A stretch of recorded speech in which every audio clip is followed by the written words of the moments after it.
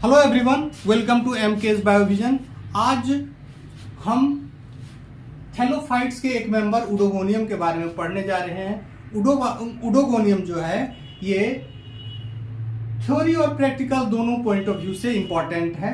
तो देखते हैं इसमें क्या होता है कि इसका क्लासिफिकेशन क्लासिफिकेशन को हम पहले देखें तो ये किंगडम प्लांटी है, डिवीजन इसका क्लोरोफाइटा है, class Chlorophyceae, order Oedogoniales, family Oedogoniaceae, genus Oedogonium, Indian species, these are the Indian species, Oedogonium nodulosum, Oedogonium aquaticum, Oedogonium gracilis and Oedogonium fragile. तो ये सारे इंडियन स्पीसीज है।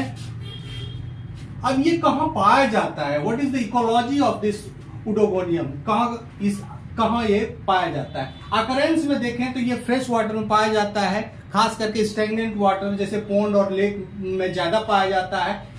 Cosmopolitan in distribution, through out the world ये इसका distribution है, लेकिन ये warmer climate में ज्यादा देखा जाता है और खास करके पीएच जहां पीएच का रेंज हो 6.8 से लेकर 7.5 तक, उस वहां ये एबंडेंस रहता है इसका।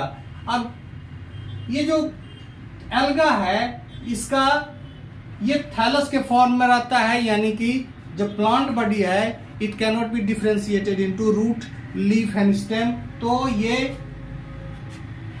थैलस स्ट्रक्चर जो है इसका किस चीज का बना रहता है? यूनिसेरिएट सेल्स का बना रहता है। एक ही कतार, एक सेल का एक कतार है, इसी से इसका एक फिलामेंट बना रहता है। इसका जो यंग थैलस है, देखते हैं यहाँ ग्रीन सेल्स है, कुछ रिप्रोडक्टिव सेल्स नहीं है। ये जो ग्रीन स्टेज होता है इसका यंग थैलस, ये नॉर्मली बेंथिक फॉर्म में होता है, यानी कि वाटर बॉडी के बेस पर किसी न किसी रॉक से अटैच्ड रहता है।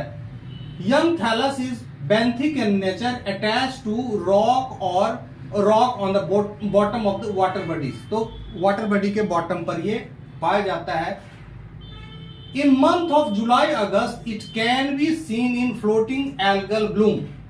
ये algal bloom, हम लोग algal bloom से परिचित हैं। एक न्यूसेंस है जो हमारे एक्वेटिक सिस्टम से ऑक्सीजन को, जो डिजॉल्व ऑक्सीजन है उसको चूस लेता है और एक्वेटिक लाइफ के लिए खतरा पैदा करता है। तो ये जो एल्गल ब्लूम है उसमें फ्लोटिंग एल्गल ब्लूम है, इसी में ये दूसरे एल्गा के साथ पाया जाता है। थैलस इसका फिलामेंटस होता है, एक तंतुनुमा या धागे के जैसा होता है। It is form by uniseriate row of green cells. ये सारे के सारे ग्रीन सेल्स है। Basal cell is attached to substratum, is colourless. Basal cell इसको हम होल्ड फास्ट या हेप्ट्रॉन भी कहते हैं। ये बेसल सेल क्या होता है? कलरलेस नेचर का होता है, और वेजिटेटिव सेल इसके कलर्ड होते हैं। और यहां देखते हैं कि यहाँ उगोनियम और एंथ्रेडियम है। ये दो तरह का स्पेसीज उडोगोनियम में देखा गया है, दो तरह के स्पेसीज देखे गए हैं। ज्यादातर स्पेसीज जो है ये दो जो फॉर्म होते हैं मैकेंड्रस और नेनेंड्रस कहलाते हैं। ये जो दो फॉर्म होते हैं एल्गा के, मैकेंड्रस और नेनेंड्रस कहलाते हैं। मैकेंड्रस फॉर्म जैसा कि फिगर में दिया गया है, मैकेंड्रस फॉर्म में क्या होता है कि मेल सेक्स ऑर्गन यानी कि एंथरीडिया और उगोनिया जो एग प्रोड्यूस करता है, they are of normal size, यानी कि उगोनिया और एंथरीडिया क्या होता है? नॉर्मल साइज का है। और इट कैन बी मोनोसियस और डायोसियस। ये मोनोसियस कंडीशन है, एक ही थैलस पर है एंथरीडिया और उगोनिया, दिस इज मोनोसियस कंडीशन। यदि उगोनिया और एंथरीडिया अलग अलग फिलामेंट पर हो, तो अलग अलग थैलस पर हो, तो उसको हम डायोसियस कंडीशन कहेंगे। नेनेंड्रस फॉर्म जो होता है, it is characterised by presence of a very small size male filament called nannandrium. Male filament small male filament होता है, बहुत ही स्मॉल मेल फिलामेंट होता है, इसको हम नेनेंड्रियम कहते हैं। और ये जो है नेनेंड्रस फॉर्म इज स्ट्रिक्टली डायोसियस, यानी कि मेल और फीमेल थैलस इसमें अलग अलग पाए जाते हैं। Okay, thank you. हम लोग उडोगोनियम के एक वेजिटेटिव सेल को देखते हैं। ये जो वेजिटेटिव सेल है ये ग्रीन होता है।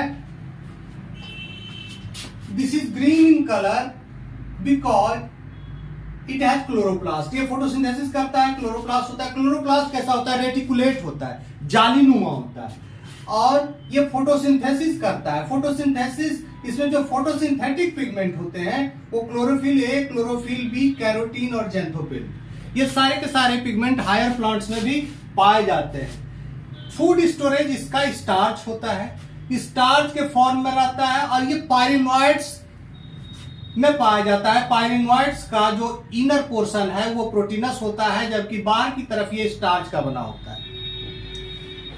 पायरिनोइड्स ही ये जगह है जहां स्टार्च का सिंथेसिस होता है, और ये कार्बोक्सिलेशन यानी कार्बन डाइऑक्साइड का फिक्सेशन करके यहां इसमें स्टार्च का सिंथेसिस होता है। इसके जो न्यूक्लियस होते हैं वो यूकैरियोटिक नेचर के होते हैं। ये इसके डीएनए क्रोमोसोम के फॉर्म में ऑर्गेनाइज्ड रहते हैं, प्लस इसमें न्यूक्लियर मेम्ब्रेन पाया जाता है। अदर सेल ऑर्गेनेल्स भी पाए जाते हैं, चूंकि सेल ये यूकैरियोट का है। लार्ज सेंट्रल वैक्यूल पाया जाता है, और लार्ज सेंट्रल वैक्यूल के कारण क्या होता है कि ये जो न्यूक्लियस है ये पेरीफेरी की तरफ पुश हो जाता है। सेल डिवीजन इंटर कैलोरी होता है, बाय कैप सेल फॉर्मेशन होता है। Cell division is unique in oedogonium because it involves only intercalary cell. Apical cell और बेसल सेल को छोड़कर बीच के जो सारे सेल हैं वो इंटर कैलोरी सेल्स कहलाते हैं। तो कोई भी इंटर कैलोरी सेल डिवाइड कर सकता है। अब इसका जो डिवीजन होता है वो थोड़ा यूनिक होता है। ये हमने एक इंटर कैलोरी सेल को लिया हुआ है। इंटर कैलोरी सेल जब डिवाइड करने लगता है तो पहले ये जानिए कि इंटर कैलोरी सेल का जो सेल वॉल होता है ये 3 लेयर का बना हुआ, 3 लेयर का बना रहता है। सबसे अंदर की तरफ जो होता है सेल्यूलोज होता है, बीच में पेक्टिन, और सबसे बाहर की तरफ काइटिन।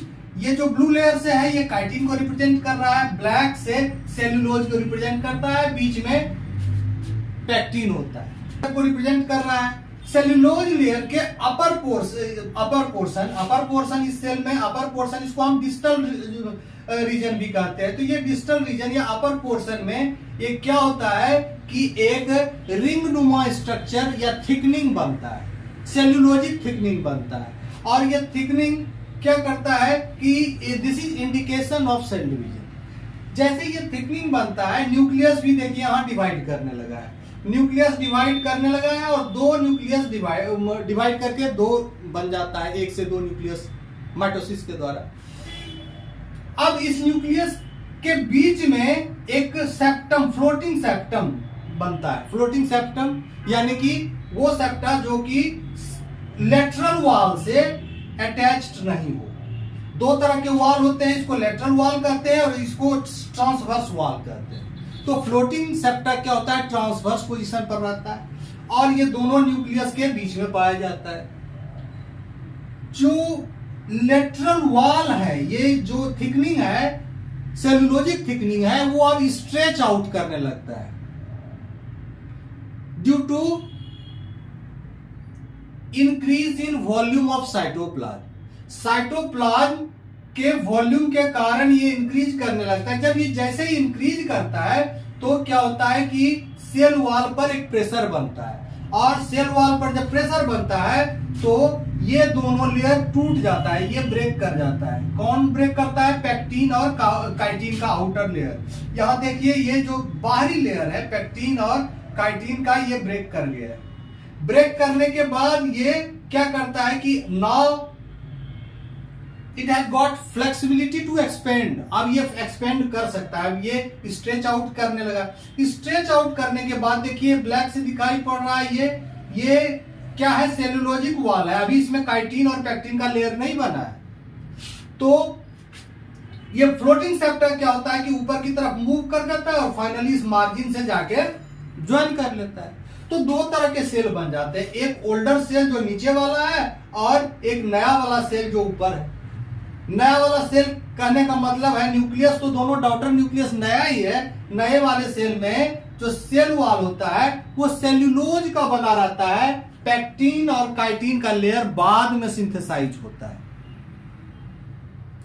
तो एक पर्टिकुलर डिवीजन के साथ एक सेल जो आउटर लेयर ब्रेक किया है तो there is remains of the cell wall. एक टूटा हुआ सेल वॉल का रिमेन्स है जो यहां लगा हुआ है आउटर सेल वॉल का, इसको हम सेल कैप कहते हैं। इस रिमेन्स को हम क्या कहते हैं? सेल कैप कहते हैं। तो जितनी बार डिवीजन होगा, अब जब भी डिवीजन होगा ये अपर यंगर सेल में होगा, नीचे वाले सेल में नहीं होगा। तो जितनी बार ये डिवीजन होगा उतनी बार एक कैप बनेगा यहां। By counting the number of caps, we can say how many times this cell has divided. कितनी बार ये सेल डिवाइड किया है। यहां हम देख सकते हैं कि यहां देखिए ये एक होमोथैलिक फिलामेंट है जिसमें एंथ्रिडिया है, तीन एंथ्रिडिया है और ये जो डिवाइड किया है इसके डिवाइड करने के बाद यहाँ कैप बना है। तो by counting the number of caps we can say how many times this particular cell is divided. 3 antheridia है, 3 कैप बने हैं। इसी तरह से यहाँ एग है और यहाँ भी एक कैप बना है, मतलब ये ऊपर वाला सेल डिवाइड करके ये कैप बना है, ये एग बना है। यहाँ देखिए सफल्ट्री सेल है, सफल्ट्री सेल या सपोर्टिंग सेल, इसमें भी 3 कैप है, यानी कि नीचे के जो तीनों सेल हैं इसके ये डिवाइड किया है इस सेल से और इसके सेल कैप इस जगह पाए गए। तो ये तो रहा वेजिटेटिव सेल का स्ट्रक्चर।